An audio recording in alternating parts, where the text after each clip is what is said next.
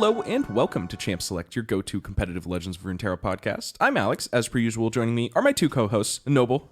Hello. And Hugh. Hello. Guys, we did it. We finally managed to get all three of us back in the same room after a while.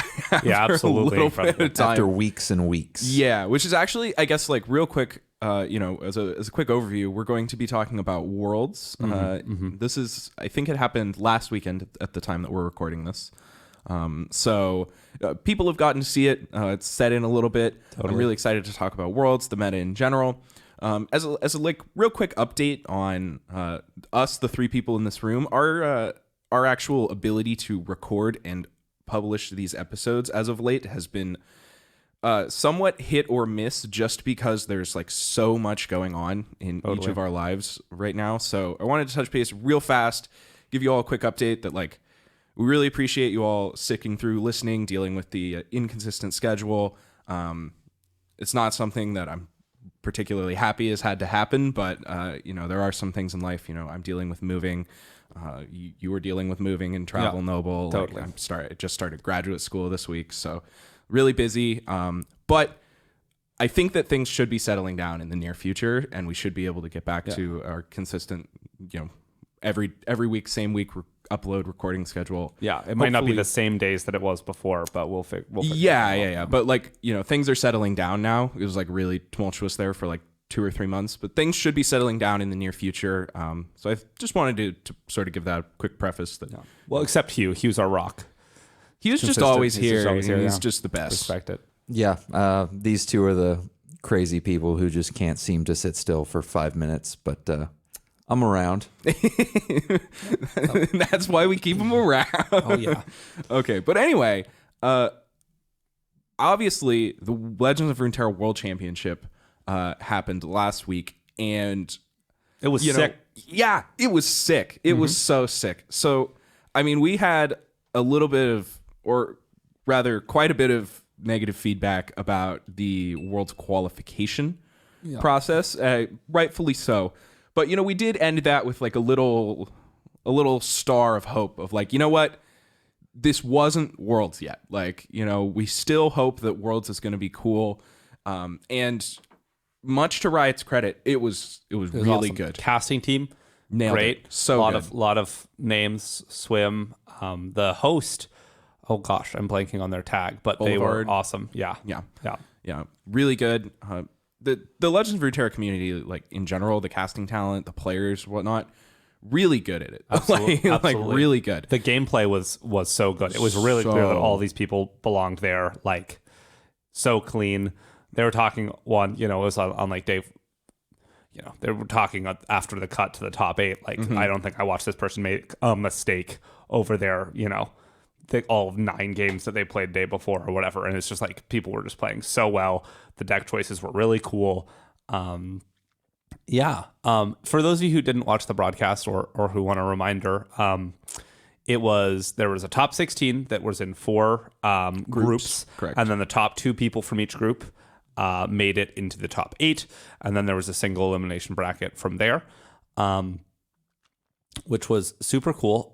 There were kind of some themes that they talked about a couple times in the broadcast about what kind of decks people brought. It seemed like people from NA really favored putting Nami Zoe in their lineups as like kind of like the best deck going in, whereas the European server had a lot of really interesting deck choices. They also played a lot of Bandle City, I think. Yeah.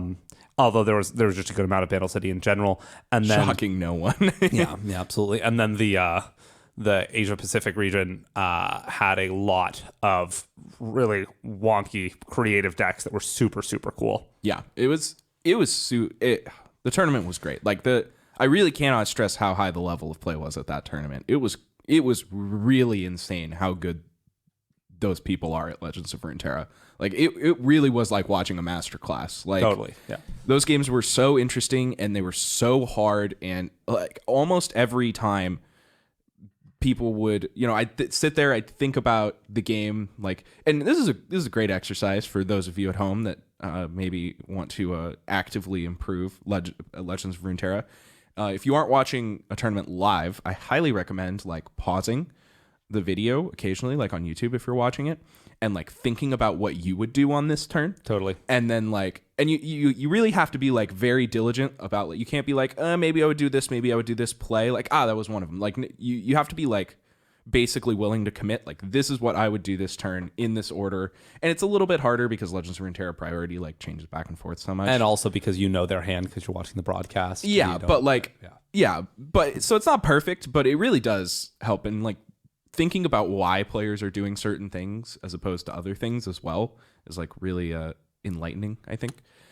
Yeah. Also, it's a lot easier to think about what to do and how you're going to do it when you have perfect information. But the players themselves, some of them have gone on YouTube and put videos up of going through some of their games they played in the tournament and going through their decisions and talking through their decisions and why they made them at the time and what they were playing around and, you know, why they were playing the cards they were playing. And it's a lot more insightful and much more helpful than to just watch the casters talk about the games themselves, because you get a first-person perspective from someone who didn't see their opponent's hand and had to constantly think about what to do and why they were doing it. And seeing them tell people, like, talk through what they did and have them explain to you, the viewer, why they did all those things would be very helpful for anyone. Those trying videos to were improve. really good. Yeah. Like really good. And yeah, go ahead. Sorry. I just wanted to say, I can't believe we haven't mentioned this yet. Alan's Q was our first world champion. Woohoo! I have the lineups pulled up in front of me if we want to talk about them a little bit. Yeah, definitely. Alan's played Sivir Demacia, classic, very good.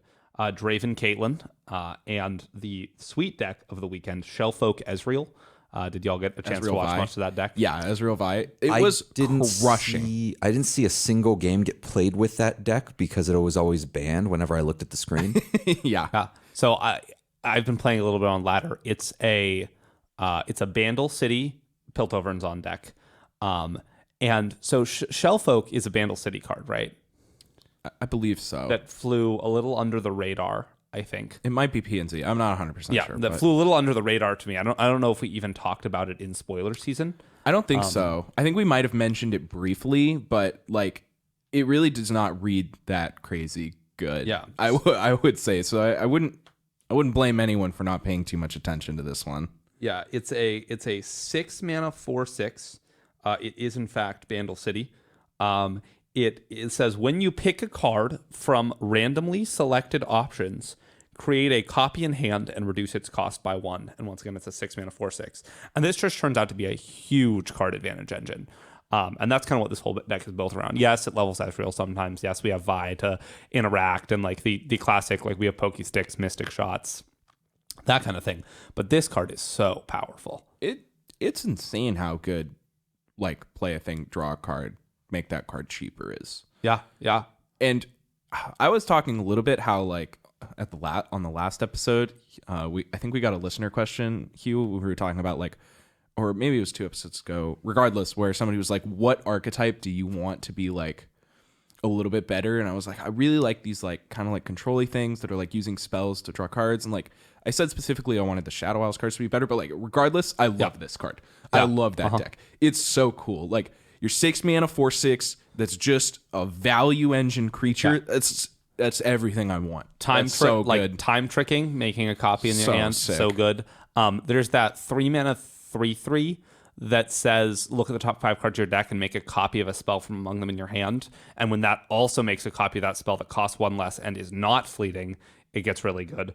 And then of course the cheap ones, the Trinket Trade, any of the cards that say Behold, but the Trinket Trade, which is the 1 mana that makes either an Otterpuss or a randomly selected spell from your regions, really good, especially when you make a free Otterpuss that makes a mana because it has a tune, and then it creates a prank, and when you prank your opponent, you choose one of their 2 cards in their hand and nerf it, and then you get an unnerfed copy of it. It's real. Yes, that's how that works? Yes, you steal their cards with the pranks. It's so sick. I've played against this deck literally once, and it was like 3.5 weeks ago, and it was definitely a very undertuned version of the list because they played Curious Shellfolk, and I read that card for the very first time and was like, this isn't that good, right? And then I proceeded to win the game very handily. Well, that's good. I never saw another deck. I haven't seen the deck since until Worlds. Yeah, until it won Worlds. Yeah, exactly. Yeah. And it was like popping off at Worlds too. Like, it was, yeah. It had like 100% win rate on day one, I think, or something like that. Good was God. like the stat.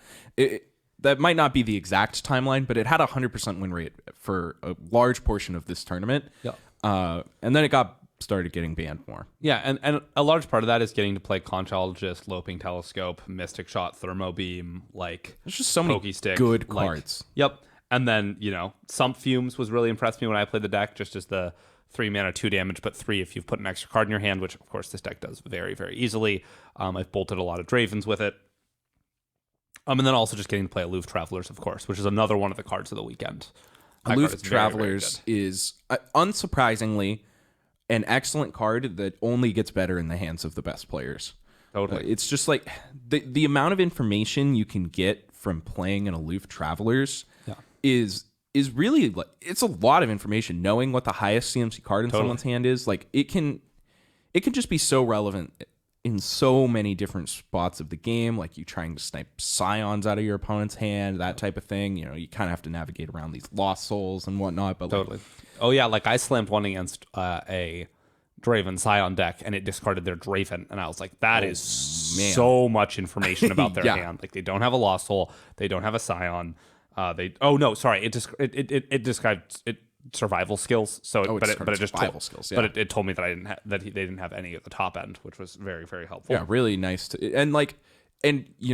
slight information is always made so much better in the hands of great players because like they really are so attentive to like what's going on in the game. You give a world class player, a world championship caliber player, an Aloof Travelers trigger, and like a lot of the time they're just going to be able to tell you probably like all 4 cards in your opponent's hand or whatever, like except for the one they just drew, obviously, just because it's like, okay, well, all the cards in their hand have CMC 5 or less, and well, they would have played Mystic Shot by now, so it can't be that, and they etc. Like it's really crazy how much information can be gained just from that like one little thing or like one prank or whatever. It constantly impresses me. And so XX is one of my went so far as to put this card in their Draven Scion deck themselves for the mirror to hit your opponent's Scions mostly, and try to wait for a window where they have the Twin Blade Revenant in play, and you can snipe your opponent's Lost Souls, which is really, really good.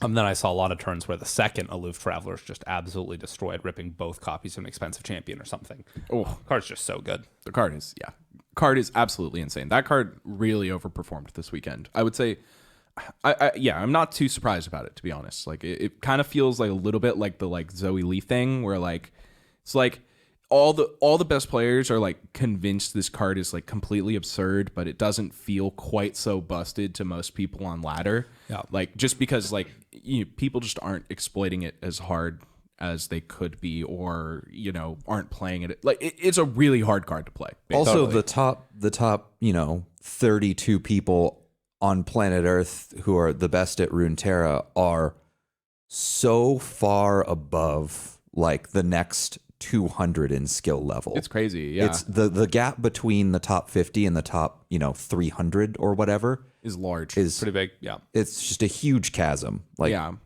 and it's we see these same players like over and over again. So it's like it's very impressive the amount of consistency that these top players manage to find in a card game, because it's really hard to have that much consistency in a card game. Like it's just so difficult. Because, your draws are random, the decks are pseudo-random, the games, sometimes your opponent just rips lethal in a game that you should have won, right? Like, all of that happens all the time. And the fact that, like, these players can still always end up at rank 1 Masters or, the top of the first page of the Masters ladder, always are, making the top 32 of these seasonals. Like, it's just crazy impressive. Yeah, really. And that's why I love this tournament format so much, because I think that it is just very effective at allowing the best players to showcase their skill to the best of their ability. Totally. Yeah, which is it's so sick. Yeah. Another deck that got a lot of love, kind of broke out. Maybe didn't have the best performance, but is Ping City, which is the GP Vandal City deck that plays Twisted Fate, Gangplank, and then instead of maybe Piltover's on, which that deck played in the past, getting it in there with Vandal City, playing things like Pokestick, playing those cards that flood the board, and really trying to flip Gangplank by attacking a lot, that kind of thing. And that deck was really, really good in the Vandal City mirrors because kegs plus things like TF Red Card are really, really swingy there. Turns out Twisted Fate, this is going to be a shocker to everyone. Twisted Fate's really good. Yeah.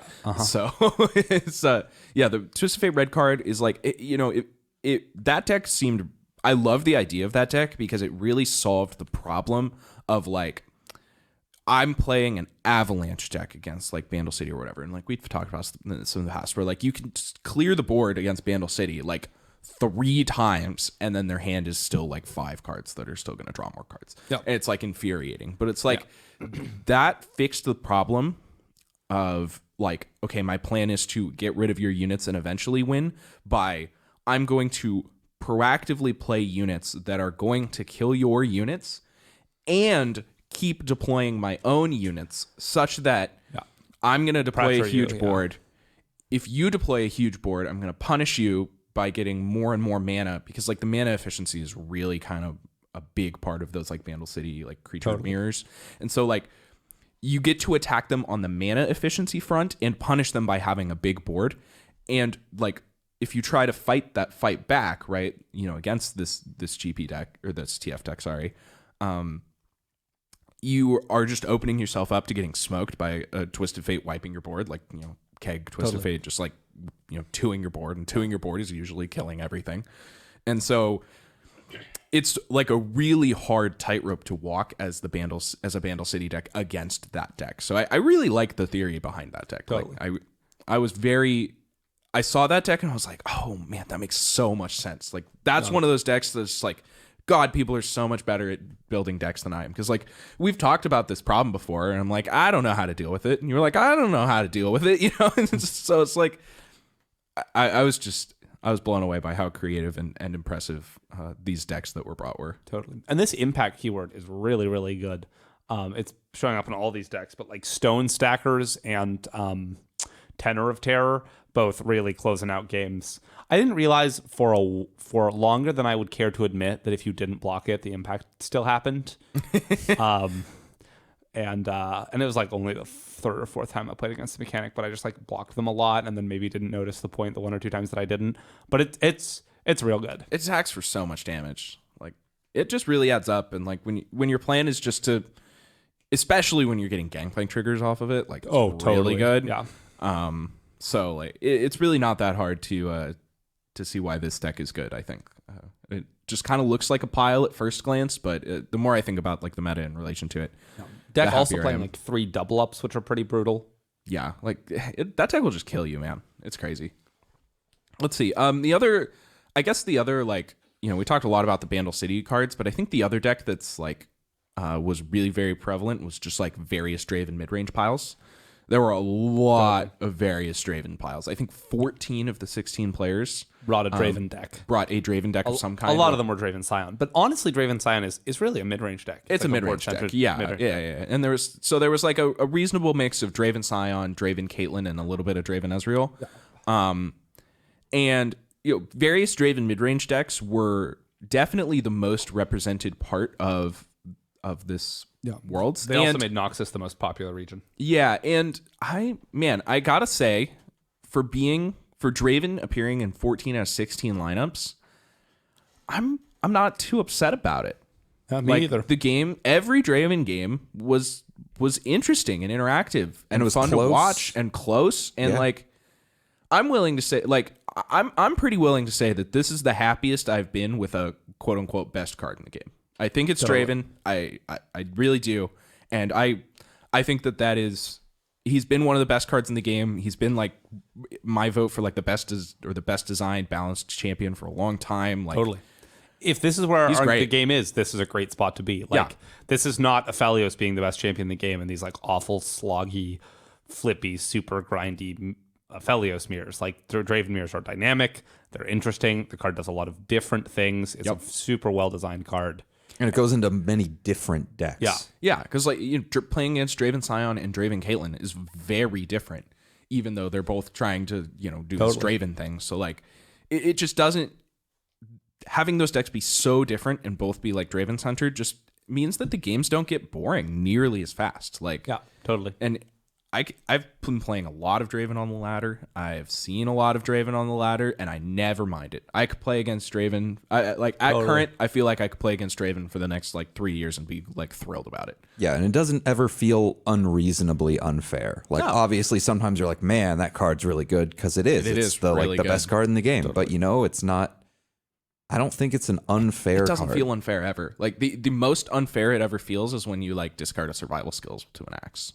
And you're like, I got 1 for 1. Yeah, or there's for 0 mana. It's like, like yeah. There's definitely moments where you get blown out, but and getting blown out always feels bad, but it never, if you like take a step back and like really think about it, it's not, how often is it really unfair? Like, it doesn't really feel that bad, and like, I don't know, it's just so dynamic and interesting too, and there's always such an interesting decision about like, especially when you're playing discard decks, in my opinion, where you have like these axes that you kind of want to keep to discard like things to do tricks with, or like to be able to discard things at optimal times, or etc. Yeah, like a burst speed survival skills. Yeah, or like being able to discard your lost soul when you need to, or like save it so that you surprise them with the Twin Blade Revenant or whatever. And like that interesting mix of like, okay, but like, do I want to level Draven this game?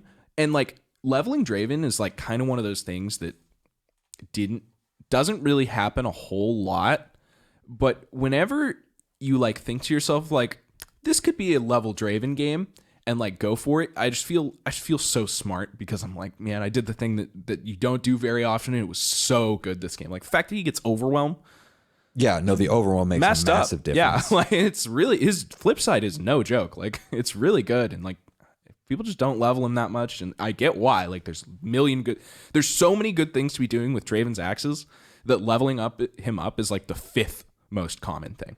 Yeah, which is crazy. It's true. Yeah. And other than that, I mean, I think that's pretty much like, I if you didn't watch the Worlds games, I would. They're great. watch them. Yep. Really, really good. And if you're interested in improving, I would say like the one thing you absolutely should watch is Alan, the World Champions. Like Hugh mentioned it earlier. Or there's more perspectives on these, but Alan put out my thought process analyzing my play at Worlds. That's so that dope, type of thing. I don't think he was the only player, but I don't think so. He's definitely the one that like I know of for sure did that. Yeah, I mean, he was the world champion, so like it's definitely Kind of gotta. Yeah, you got to do that, and you got to watch it. I mean, it's worth a watch. So I really liked this, especially because like if you were watching and you looked at the chat, there were so many people just spamming like, "God, that was such a bad play. Oh, why'd he do that?" And then one explains it. And stop doing that. Whoever's doing that, get out the squirt bottle. Bad. This guy sucks. It's like 3 hours later, it's the world champion. Yeah. This guy. I promise. Whatever you disagreed with, he's better than you, and he knows better. But Yeah. That's not to say he's perfect, and you can critically analyze things. You can. You're gonna need a good argument. you need a real good argument. You better not come at me with that play sucked as UK. The amount of times I saw that play was so stupid and no elaboration. It's fun to watch Twitch chat. Everyone loves Twitch chat. How could you not like Twitch chat? Yeah. I mean, okay, I'll take that back. Twitch chat is adorable.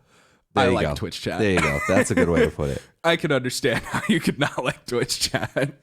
But definitely watch these players who are giving commentary about their games after the fact, because it's just so helpful. Yeah, absolutely. Yeah. And like, not to discredit the like casters or anything, because they did a phenomenal job, and their job is not incredibly high level analysis of games, right? Their job is make an entertaining viewing experience. Totally. And they talked about the games and analyzed them, and like it was very good commentary about that too. Yeah. Like, these are very, very good players. But like you said, like the chasm between like the top 50 and the top 200 or whatever is noticeable. And Totally. The casters are not the best players.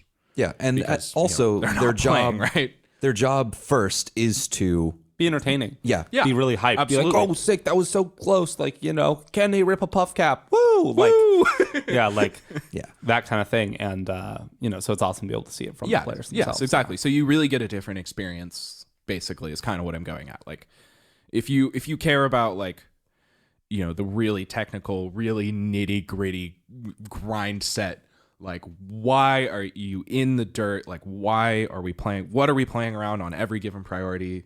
You really can get that directly from the horse's mouth. Yeah. Also, something I've always wanted from any card game casting experience, viewing experience, is I've always wanted them to have there's always two main casters, right? Yeah. Sometimes a third, whatever. And they're always just talking about the game, and they have perfect information. They see both sides. Mm-hmm. I've always wanted them to take two people and have each of them spectate each of the two sides from those players' points of view and just think about what they'd be doing in their position Yeah. independently, because without perfect information, because it's really hard as a caster with perfect information to critically analyze So hard. the plays of people who can't see their opponent's hand. And that's why I'd really like it if we could just have two people, two extra casters, each sitting there Yeah. watching the players play their games without seeing the opponent's hand, so they can go to them and be like, hey, person, what would you do here based on the fact that you don't actually know what we know about the opponent's hand? Yeah, that's actually sounds like kind of like a sideline interview. Exactly. Oh, like- yeah, that would actually be that's a really good idea. Yeah, I Because- just want to see that. Yeah, the biggest problem with I've done quite a bit of casting in my life. But like the biggest problem with only having one perspective from like a commentary standpoint, in my opinion, has always been the dead time. Yeah. Where Totally. you're watching somebody make a play, right? They think, and I'm infamous for tanking. So I can spend quite a while thinking about, talking through, analyzing the play that I think I would have made and why, or what they should do, and talk about why I think they did or did not do something. Maybe they played differently. Regardless, it's really hard to talk through everything you think you should do on your turn, and then like have people like pass the turn, and then like you have to sit there, and then just like you're like, well, I hope they don't have a dragon. Like I kind of already talked through all my thought process for all this, so like now it's hard to know what to talk about, and so like that's why one of those reasons why it's really nice to have both players' perspectives from a commentary standpoint. Like you always have something to say. Yeah, and you need you can't not have your casters have the information from both sides. You need to be able to see both players' hands. I would just like, I really It'd be want- really cool. But that is a really cool like sideline. Like Yeah. that is a really good way to do it, because And it that would basically also- solves that problem. Because like you could go out and be like, because like I could easily talk to you for 3 or 4 minutes about this one really interesting decision on a player's really hard turn, about like, man, like, yeah, this is really hard. Like I think they may or may not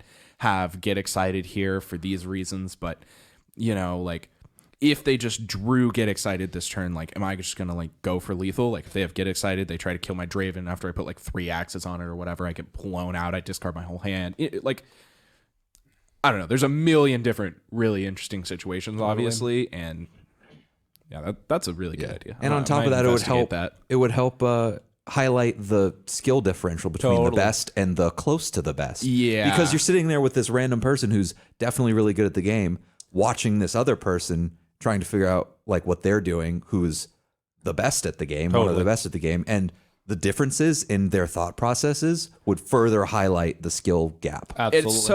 It's so hard to try and cast like the best players at something, especially when it's like a strategy game, because it's like you just second guess everything you're saying. You're like, at what point in commentary like can you be like, man, I think that was a misplay from our world's finalist. Yeah. Like I really didn't like that play. Like that was garbage. You know, like this guy sucks. Right? Yeah. Like it's pretty much impossible to say anything even remotely close to that and not just be like What am I missing? terrified that you are an absolute moron. Right? Yeah. Like in the first 20 minutes of watching a Worlds game, like multiple plays were made that I would not have even considered.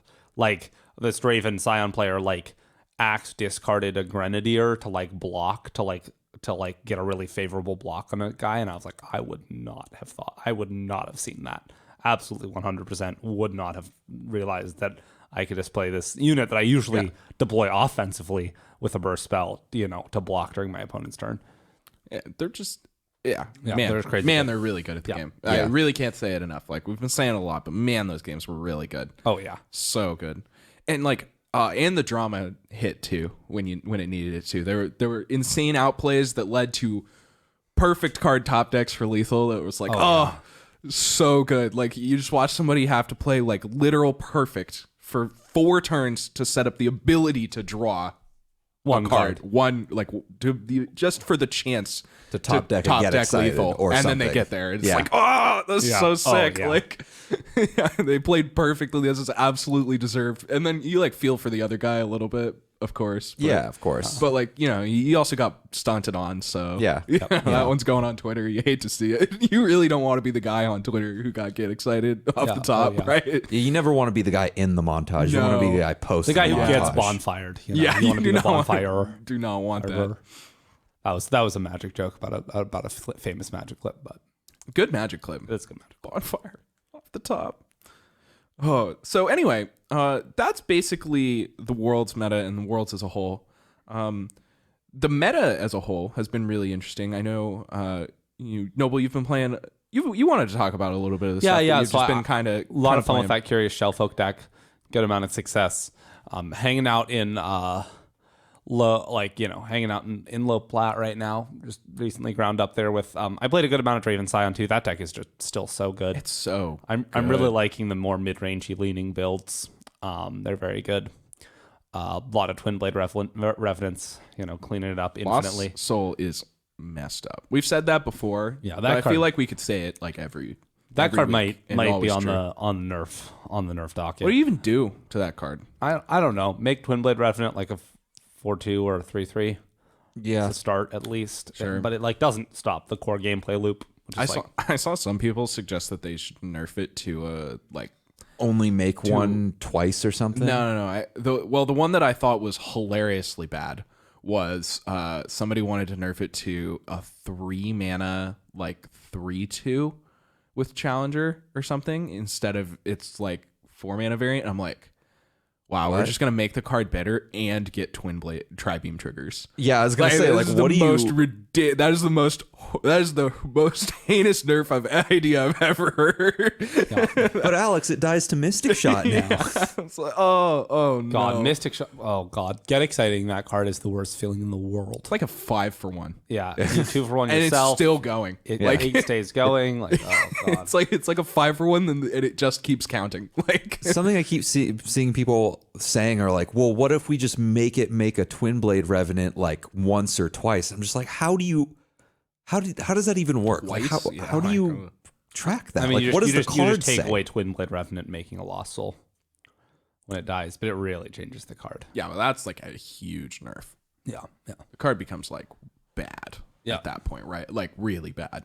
Yeah, I see people wanting to suggest that the Revenant can make one Lost Soul, but not another Lost Soul, and there's just not a way. Yeah, there would have to be that. It would have to be Lost Soul makes a Twin Blade Revenant, makes a Lost Soul, makes a single blade, makes a Tri-Blade Revenant that doesn't die into something or something like that. There would just have to be extra cards getting made. Added, I think would be the cleanest way to do that, but that is really not clean. So No, it's not. I don't love that. Yeah, let's see. As for the general decks, the meta is really been. It's been very healthily and steadily moving forward. Totally. Oh, one card I didn't want to mention: Yordles in Arms. That card is busted. Yordles in the Arms. 5 mana slow spell that gives +2/+2 or +4/+4 if you've summoned 4 units from different regions.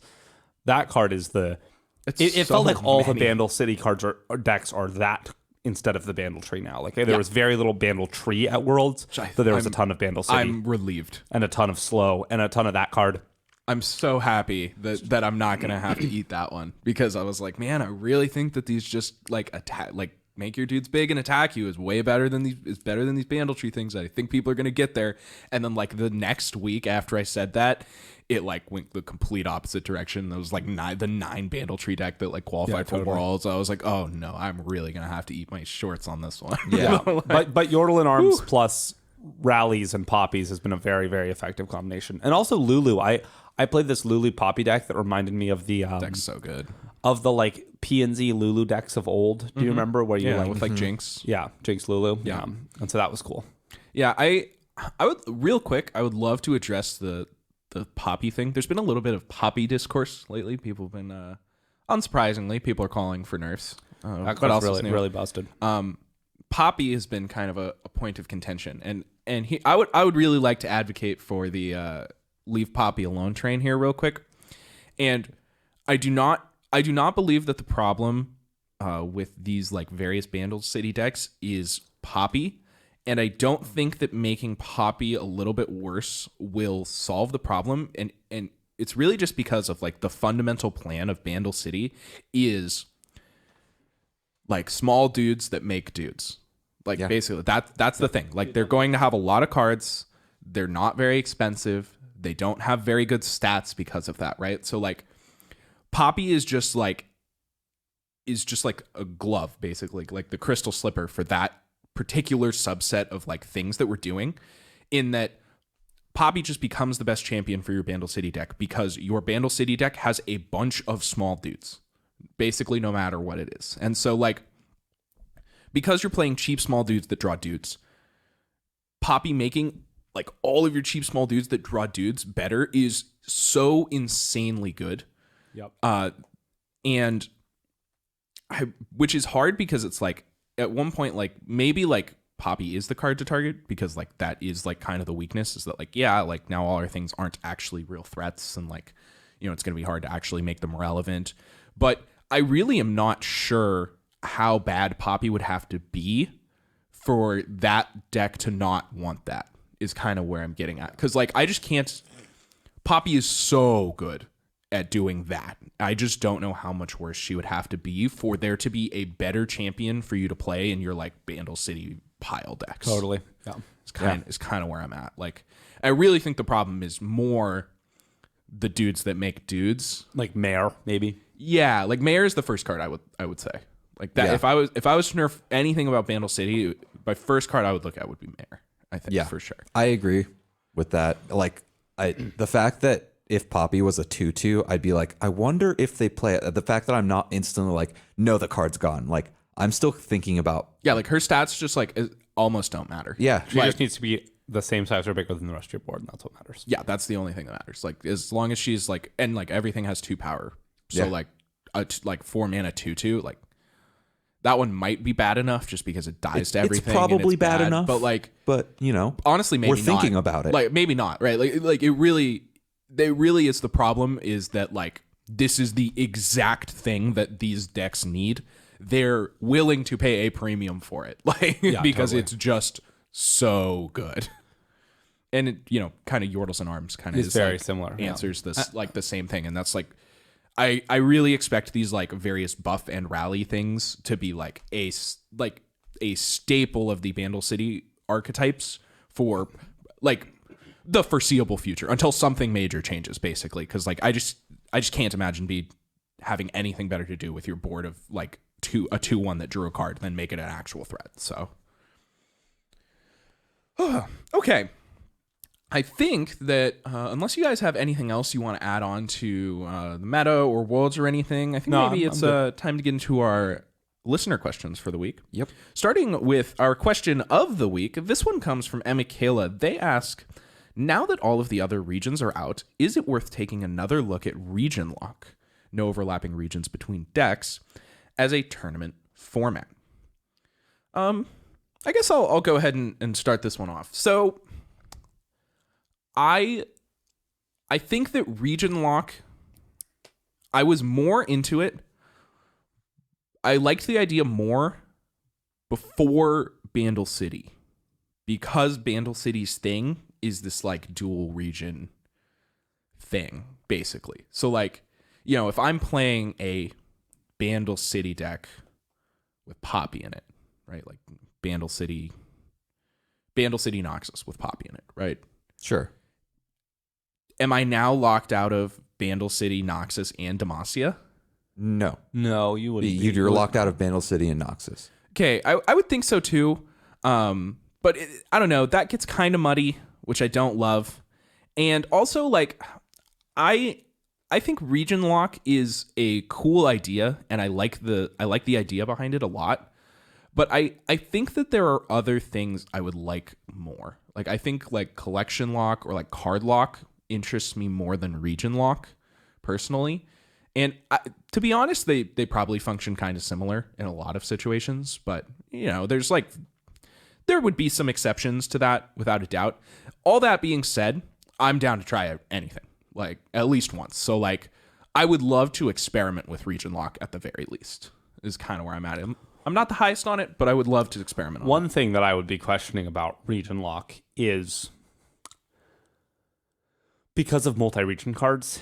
If we have region lock just kind of at its face value, you could put Aloof Travelers as a Piltover and Zon card in your Draven Scion deck, and then you could also put Aloof Travelers as a Bandle City card in your Bandle City Lulu deck. Yeah, like, and that's a little wonky. This is kind of where I'm at. Like, it kind of gets a little muddy, which is like, and really, what I actually think is that, like, there's probably no way we will ever see it because of that. Like, I think that Riot has pretty much shut the door on region lock ever being a competitive format, at least for like Riot events, basically because of that. Like, it just feels like it would just get too murky, basically. And I do think that you would be able to do that, like Aloof Travelers thing, probably, or like, you know, be able to play Poppy in multiple decks. Totally, yeah. Yeah, So- I think that it's funny because I think That would be weird. You could play Poppy in multiple decks. Yeah, assuming it wasn't champion locked, right?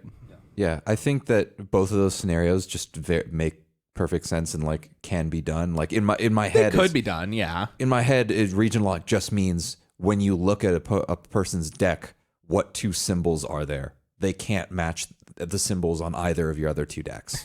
That's all that means to me. Yeah, you're right. I think it does. And I think that's possible, and I would love to try it. Yeah, cool. I would love to experiment with more tournament rule sets just as a whole. Like, champion lock is cool, but it's kind of like, I don't know. It was not the first try at like a competitive format, but it was like the second try or like the third try at most. And like, I'm pretty happy to take some more stabs in the dark. Like, they could easily be worse than what we have right now. Yeah. But like, we never experimented with them, and like, I'm down to try everything at least a couple times. Collection lock is the one I would be most interested. Yeah, to me try. too. That's the one that I like. I'm really interested in Same. like seeing that one, because I think that one would be the most interesting, promote the most diversity. Like, it makes it so that regardless of what the most powerful thing in the game is at any given point, you can't be doing it more than once unless you can do it with a completely different subset of cards. Yeah, which and seems for unlikely. anyone who doesn't know right off the top of their head what collection lock is, it's just you have your whole collection of cards and you have to make 3 decks out of that number. You can't put Relentless Pursuit in on all 9 of your decks. Exactly. You have 3 copies of every card. Yeah. And therefore you cannot put, 3 copies in one deck and 3 copies in another. You have just 3 copies of each card You could available put to you. 1, 1, and 1 if you wanted to, or that whatever. seems probably bad. Probably bad for sure, but like 2 and 1 also seems like a thing that could definitely And that happen. would be cool, yeah. Yeah. And I think would be cool, which is also why I think I like that more than card lock, which is just anytime you put a card in a deck, that card can't go in any other deck. Yeah. So I hope we see more tournaments that experiment with the rule set just a little bit and mix it up. Yeah, me too. All right, our next question comes from Dragon. They ask, last week you talked about trying to get into some smaller tournaments. Which ones do you know about that players could join? So off the top of my head, obviously the tournaments that are going on changes every week or every month or whatever. There are some tournaments that are relatively consistent. Mastering Runeterra. The Mastering Runeterra tournaments are quite consistent. They happen, I'm pretty sure, at least every season, maybe a couple times a season. I'm not sure the exact dates off the top of my head or whatnot, but those are excellent tournaments. They're well run. I highly recommend playing some of those. There's just going to be various community tournaments around. Like, the best way to keep your finger on the pulse is probably Reddit, I would imagine. R/LOR competitive posts a lot about random small tournaments that get run. Yeah, so like that's a great place to find them. They're posted about in our Discord as well. Some of the time, a lot of people are like, "Hey guys, there's a tournament this weekend." And by the way, if you're one of those, "Hey guys, there's a tournament this weekend," people, keep it up. You're the best. Thank you for telling me what I'm doing on my weekends a lot of the time. Because I'm horrible at knowing when schedules are for anything. So having like a little message pop up, it's like, ding, there's a tournament this weekend. I'm like, oh, sick, a tournament this weekend. I want to play that. So basically, like, the LOR competitive subreddit has to be the best way to be able to find your whatever given tournament is going on any given weekend. And there's almost always a tournament that's going on every weekend. In some variety. Some of them are pretty small. Some of them are kind of like local. Some of them are like no entry fee type stuff.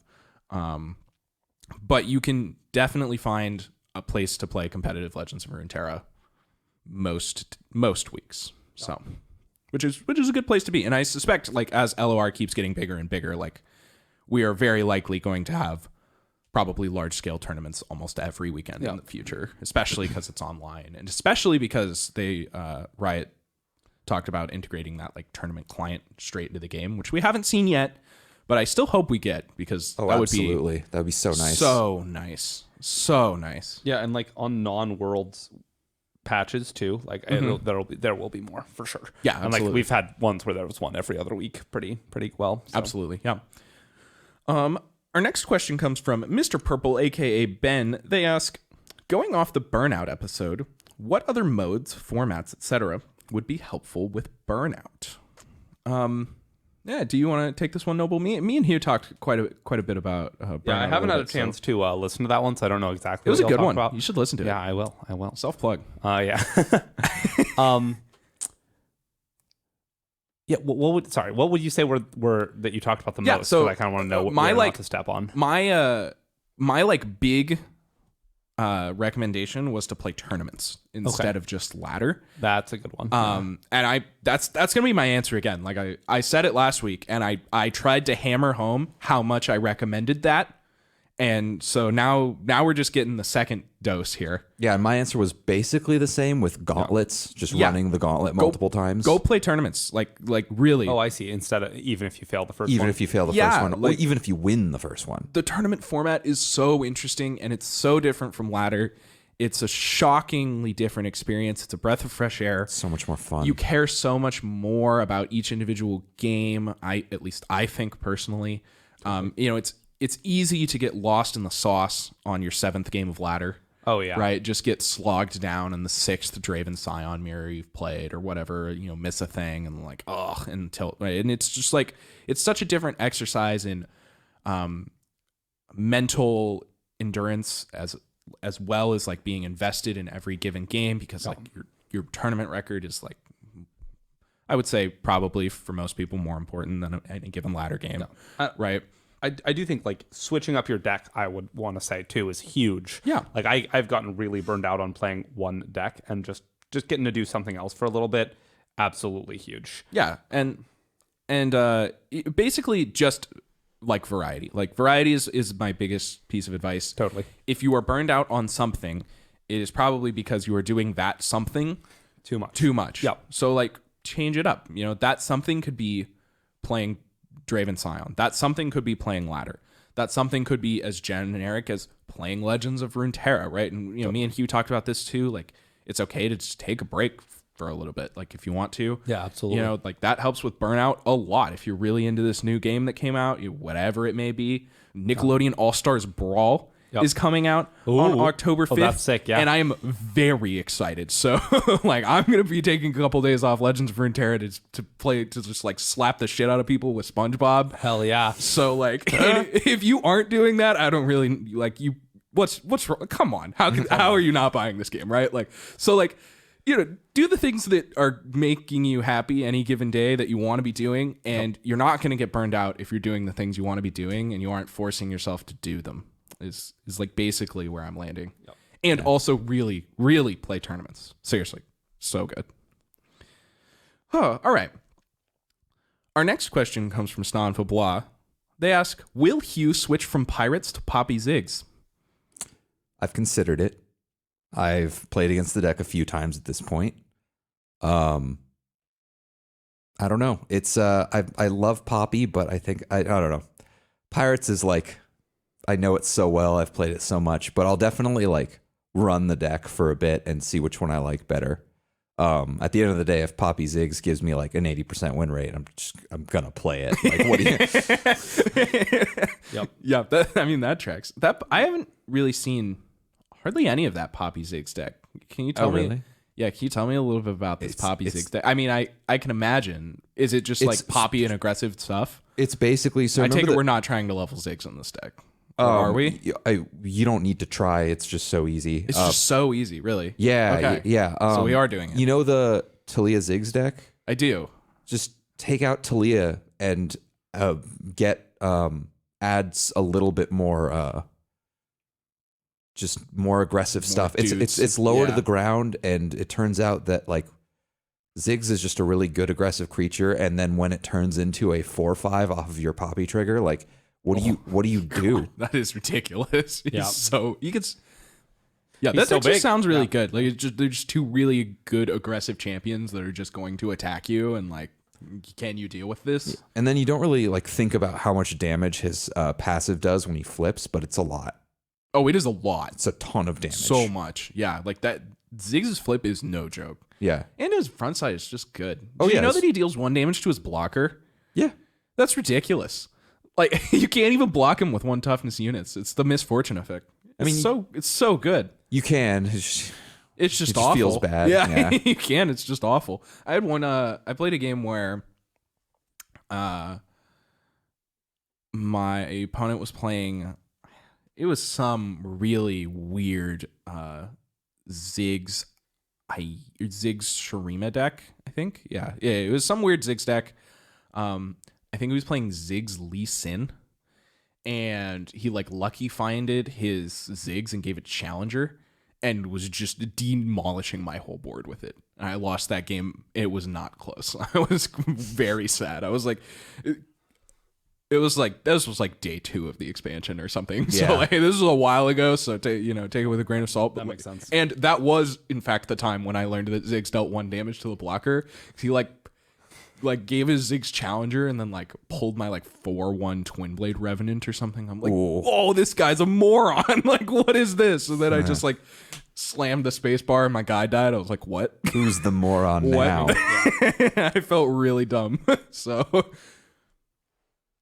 all right. Oh, I wanted to say please. one last thing that talking about Ziggs reminded me of is that Shurima was only played in 1 deck in the Worlds? in the top 16 worlds, which is, pretty crazy considering it was the most dominant region for a while. Where those nerfs really hit it hard, and Bandle City took a lot of its meta space. So maybe yeah. we're seeing some Shurima buffs in the pipeline. Who knows? Shurima's actually, I've seen a lot of these like various Talia piles on ladder too.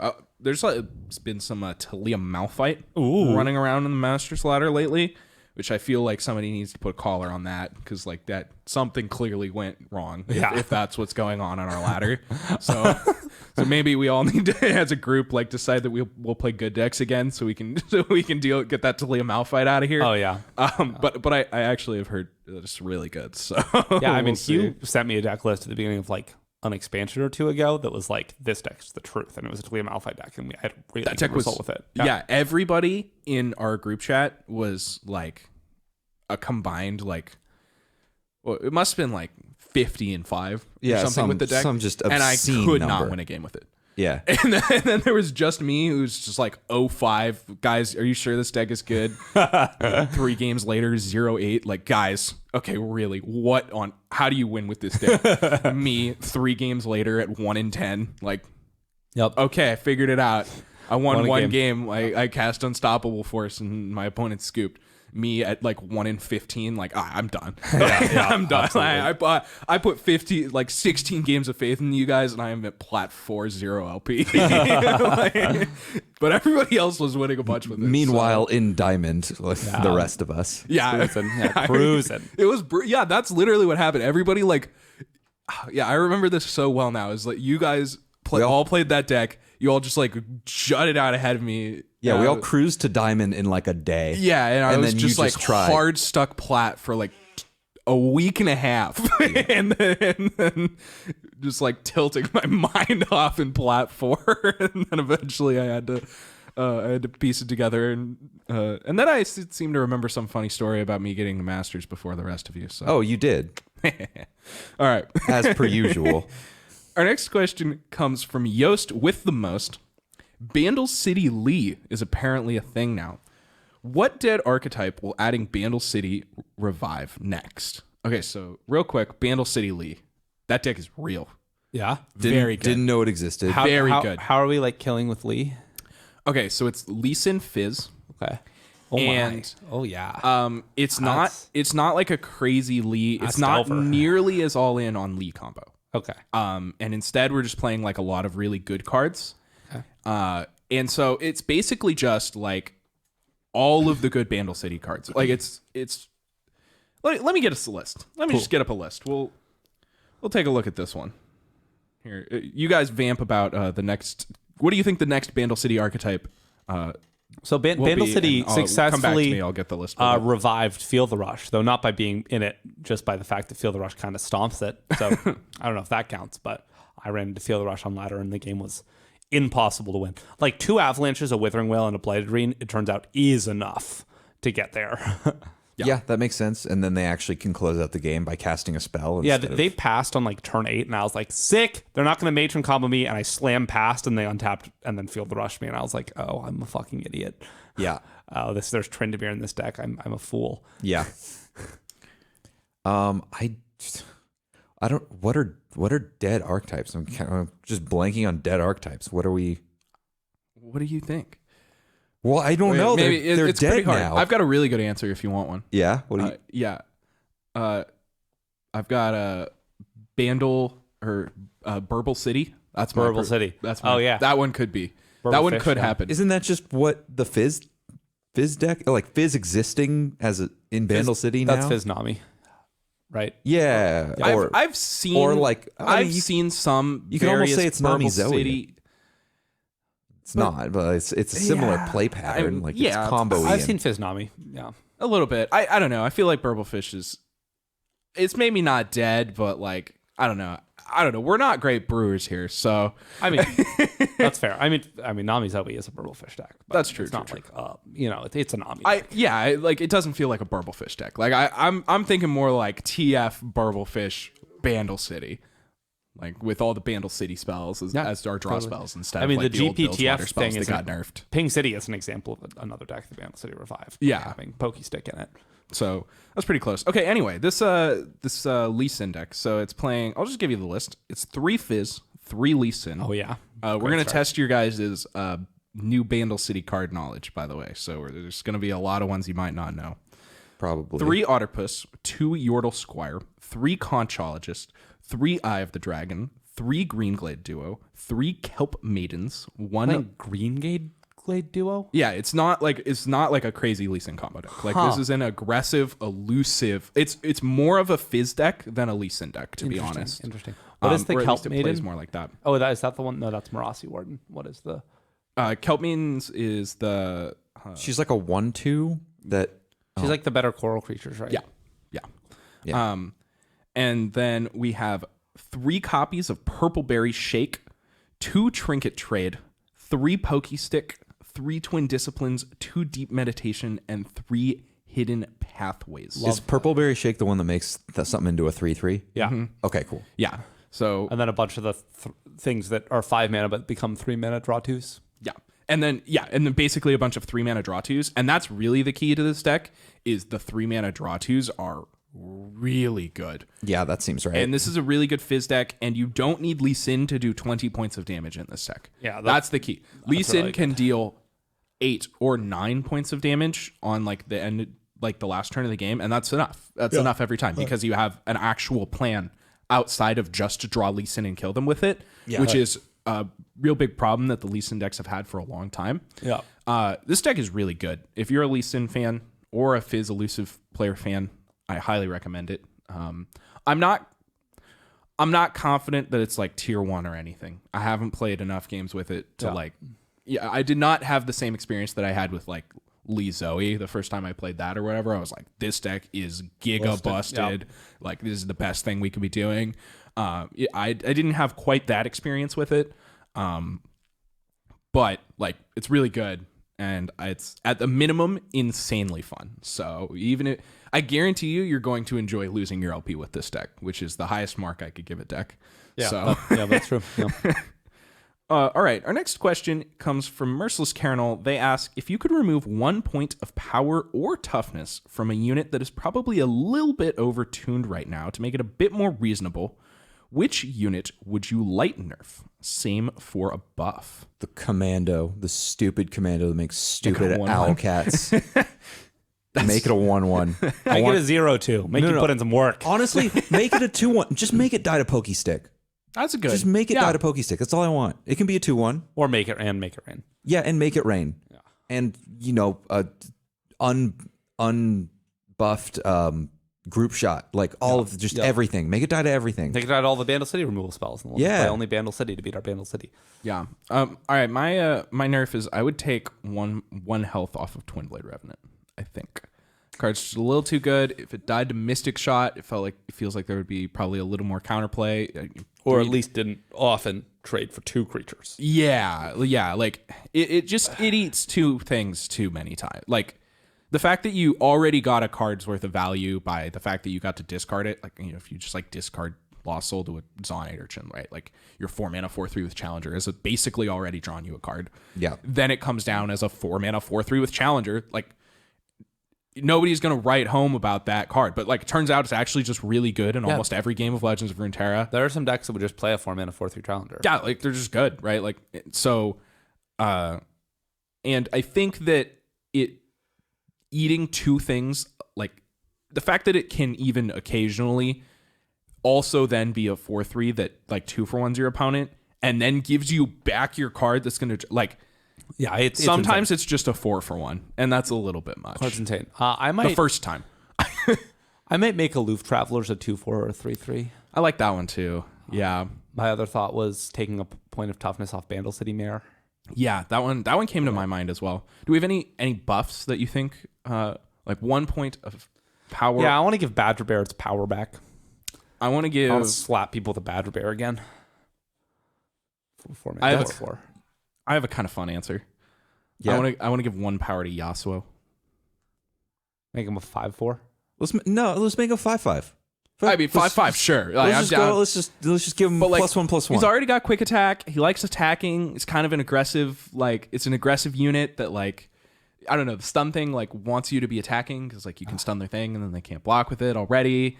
So like combo. He's also already so bad. He's so bad. Like he could be a 5/5 probably, but like one point of power I think would go a long way on that card actually. It would go every single point of power is like very good for that card just because of like how he plays. Suddenly nothing can block it instead of most things can't block it. Yeah. Which is like and 5 power quick attack, like we've experienced that in the past. We know how hard it is to block that. It's basically unblockable.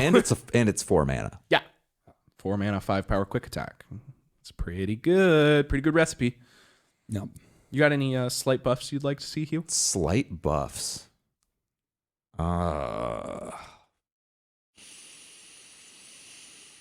Nothing springs to mind. Good. That's probably good. Like yeah, no, it's nothing crazy. Like no, I can't think of any slight buffs. Make Nautilus a 0/14. There you go. All right. And our last question for the day comes from Snot and Fabla. They ask, as a follow-up to Carinal's question, so as a follow-up to that last question, which card would you nerf into the ground because you hate playing against it so much? Which card is going into the dirt? I've got one. Otterpuss. Yeah, okay. Why? It's so good. It's so good. It's just every time my opponent plays it, I'm like, wow, that card is it's okay. It's obviously not crazy. I'm just nerfing it into the ground because I hate it. Because it's like every time it's like, oh look, you have a 1 mana 2/1 that's gonna trade with my thing. It's a 1/1. or 1-mana 1/1. Sorry, it's gonna trade with my thing or block my thing. It gave you a prank. The prank is gonna make all of my cards feel like I want to play my cards because they're good. I don't want to get pranked. You get extra information. You make my cards suck. I would never have expected this take from you. I don't know. It's infuriating. Don't get me wrong. I love playing Otterpuss. Okay, that's fair. That's the other side of the coin, is that I love playing the card, but specifically playing against it, I'm not an Otterpuss. It just does it all. It's so good. It can have a prank or it can have a tune. Just don't give it both. And the trinket trade that gives you an Otterpuss or these random other 2 good cards, like that card's so good. Because it's like, oh, well, like the worst case scenario is I'm getting this great card, or I could like try and high roll something better. Like, Yep, that's fair. I would totally. Back to buffing. Can we give Dancing Droplets a tune back? No. Yeah, straight no. I'd be down. it wasn't too like Azarelia was too good and it was very good there, but that deck's like basically dead now, so we can like actually play fun Ionia decks. We've been there before. Is it dead though, or are people just not playing it anymore? That's the question. That's fair. Maybe. I think these Worlds people would have played it if it was good. Probably. Yeah. I Probably. Think so. I The think deck is not good enough at blocking to not get killed by Bandle City. Yeah, I think it is actually solidly quite bad now, because like Bandle City is so good at putting 1,000,000 units onto the board, and like you cannot just like try and do some Blade Dance stuff and have your opponent just Also play pranks, Poppy. pranking your Blade Dance spells. Oh, that's hilarious. I never Pranking thought your the bounce spell. about that. Defiant Duel? Defiant Dance. or are you talking like lead and follow? No, the one that the Defiant Dance. Yeah, I think Defiant is- Dance, Yeah, yeah. That's the pranking that is. I also probably wouldn't mind nerfing Poppy into the ground. Like, I love playing the card. The card's very good, but if I didn't have to play against it, I wouldn't be upset. That's fair. You got anything you just don't want to deal with you? Definitely do. It's just a matter of picking. Oh boy. What's the Buffs, the nothing. worst thing Nerfs of into the the day? ground. Oh, I can think of 10. We got a few of Yeah. those, yeah. Yeah. Get this goddamn mayor out of here. That's a reasonable Let's take. depose this asshole. Just Recall election, please. We need to recount this election. no, let's just French Revolution this guy. Let's just go. Shit. I want to head see in a fuzzy basket. little heads in cute little baskets. Yeah. Yordle army, rise up. Yeah. We need the Yordle army. Yeah, I'm done with this stupid mayor drawing all this. Yordle goddamn in cards. arms is just the Yordle. It's the Yordle French Revolution. Yeah. He can have a card, You're the or he can make him proletariat. cost less. Why does he have to do both? Why does he do? It's ridiculous. You play him on turn 3 and you're like, I Or- hope he doesn't get Mystic or can Shotted. he at least- But I don't care because he already drew me a card. Can he at least not discount champions? Can we at least give him that? Like That would be a good. Can we- Zero Mana followers. Owlcats, baby. Zero Man Owlcats is also just like nonsense. It is nonsense, but I'd really rather deal with 0 mana Owlcats than 3 mana Poppy or 2 mana Lulu. Yeah, like, turn 5 being 3 mana Poppy. 2 mana Especially when Lulu. you have 2 of them, oh yeah, it and starts to get really ridiculous. Yeah. yeah. You can, on like turn 4, you can go like Mare Lulu. Like if you go like turn 3 Mare, turn 4 Mare Lulu. Yeah, I just want to roll that chubby little goober down the stairs. Okay, I think that's a good spot to end this week's episode. I want to thank you all for listening to this episode of Champ Select. If you aren't a member of our Discord, you certainly should be, so you can ask phenomenal questions like that one, which we get every week for our episode. There's a link to that in the description of whatever platform you are currently listening to this on, as well as a link to all of our social media and everywhere that you can find the podcast. Without further ado, we'll see you all in the next episode of Champ Select. Bye-bye.